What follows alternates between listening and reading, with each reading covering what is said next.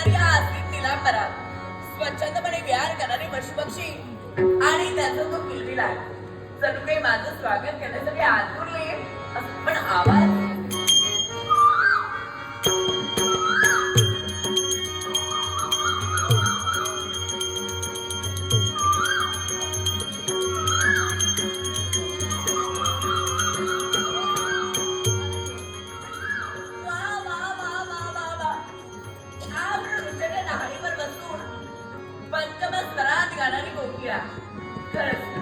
म्हणतात ते काही खोटं नाही.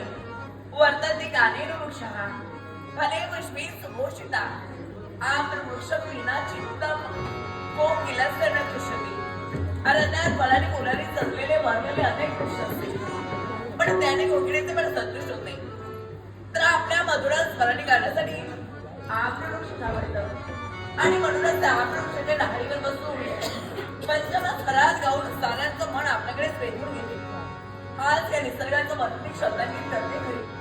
क्षणभर असं वाटतंय आवाज देण्याचं सौंदर्य म्हणजे काहीच नाही. त्याही पलीकडे जर का सौंदर्य कुणाचं असेल तर या निसर्गाचं, या धरणी मातीने जर का हिरवागार शालून बांधलाय, विविध रंगांची उधळण केली, पशुपक्ष्यांची किलबिलाट त्यात भर पडली. या निसर्गावर निसर्ग देवतेची झालेली कृपादृष्टी आणि ती कृपादृष्टी पाहून पळसाला जर काही राग झाला असावा आणि त्याचा अंग पूर्ण रक्तवर्णीय झाल्याचा म्हणून आज क्षणोक्षणी आम्हाला होते. का पुढे? कारण या निसर्गाची किमयाच अशी आहे की प्रत्येकाचं मन याकडे वेधून घेत आहे आणि आमचंही मन याच निसर्गाने वेधून घेऊ लागलं.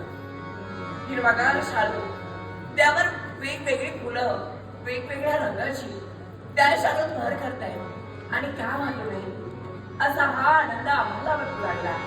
हा फुलेला बहर आणि हा फुलेला बहर पाहून मनात एकच वाटू लागलं.